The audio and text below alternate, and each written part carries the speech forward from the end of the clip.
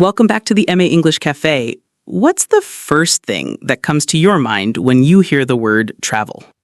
For me, it's a mix of excitement and a little bit of stress, that feeling of getting everything ready. And that's exactly what we're talking about today. Travel essentials, vocabulary for travel and tourism. We're going to cover all the words you need to make your next trip smooth and enjoyable. Absolutely. Let's start with the very beginning. Before you even leave your house, the first thing you need to do is book a flight and a hotel or other accommodation. The document that allows you to travel to another country is your passport, and for some countries, you'll also need a visa. It's super important to make sure all of these documents are up to date. Oh, for sure. I once got to the airport and realized my passport was about to expire in 2 months. I was so stressed because some countries require it to be valid for at least 6 months. Luckily, I was traveling to a country that didn't have that rule, but I had a mini panic attack at the check-in counter. So, a little tip for everyone, always check your passport's expiration date. That's a classic travel story. After you check in, the airline gives you a boarding pass, which is the ticket for your flight. Then you have to go through the security checkpoint where they scan your bags and you walk through a metal detector. This is often where things get a bit confusing for first-time travelers. It can be, but it's all part of the process. You put your small bag in a tray, take off your shoes and belt, and then you're good to go. After security, you find your boarding gate, which is the specific door you go through to get on your plane. And don't forget packing. This is always a challenge for me. You have your carry-on luggage, the small bag you take with you on the plane, and your checked luggage, the bigger bag that goes in the cargo hold. I once packed a huge suitcase for a weekend trip. I showed up at the airport and the airline told me my bag was overweight. It was so embarrassing. I had to open it up right there and start throwing things away. My socks ended up on the floor. Oh, Ben, that's hilarious. So for everyone out there, remember to check the weight limits before you leave home. We're hoping to save you from some of our travel mistakes. We hope you're enjoying this conversation and learning some useful English vocabulary related to travel. If so, please hit that like button right now. It really helps us know you're enjoying the content. And while you're at it, don't forget to subscribe to the MA English channel. Join our growing community of English learners and master this incredible language with us.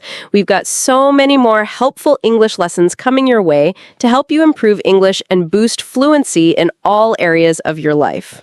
All right, so we've checked in, gone through security, and we're at the gate. What's next? We board the plane. Once you're on board, you find your seat, either an aisle seat or a window seat.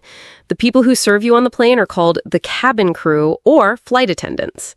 They're there to make sure you're comfortable and safe. I always ask for a window seat because I love looking out at the clouds. Me too. I get a bit restless if I'm not looking at something.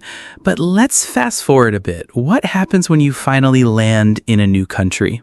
The first thing you have to do is go through immigration and customs. Immigration is where an officer checks your passport and visa to make sure you have the right to enter the country. It's always a little nerve-wracking, even when you have all the right papers. It definitely is. And what about your luggage? You have to follow the signs to baggage claim to pick up your checked bags from the carousel. I once had a nightmare experience where my bag was lost. I had to go to the Lost and Found office and fill out a form, and they eventually delivered it to my hotel 2 days later. It taught me the importance of having some essential clothes in my carry-on. That's a great tip.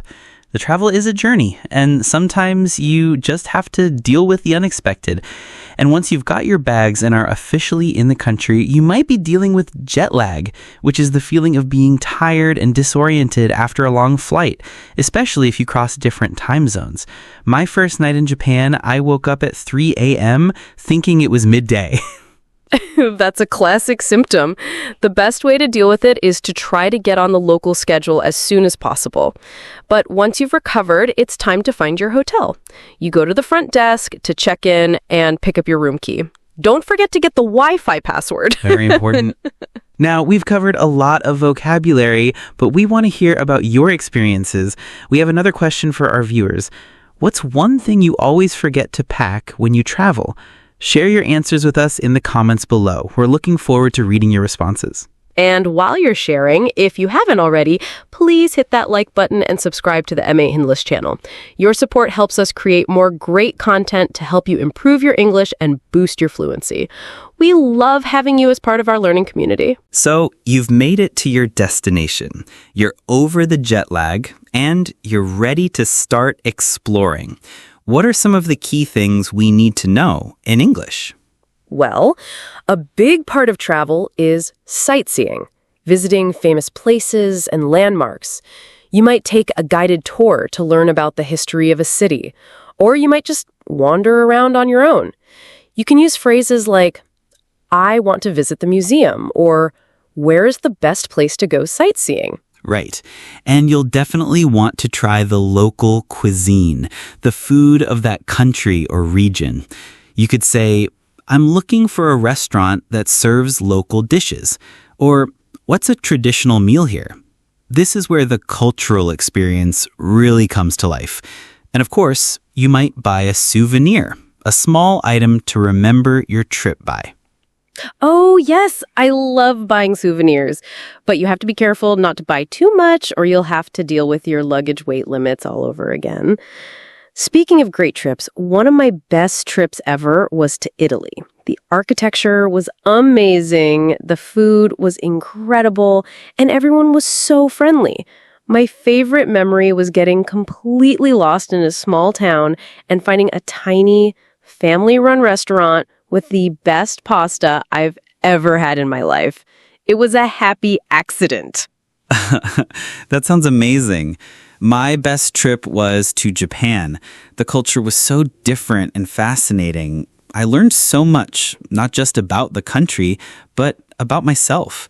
My funniest memory was trying to use a vending machine to buy a drink, and it was all in Japanese. I had to get a local to help me, and he just laughed and pushed a button for me. It was a great lesson in humility. That's so great. Sometimes the little moments are the best parts of the trip. So, as you can see, there's so much to talk about when it comes to travel, and we hope this episode has given you the confidence and the English vocabulary to share your own stories. We hope we've inspired you to plan your next trip and to practice your English while you're at it. This is a topic that is so much fun to talk about, and it's one of the best ways to use your English skills in a real-world setting.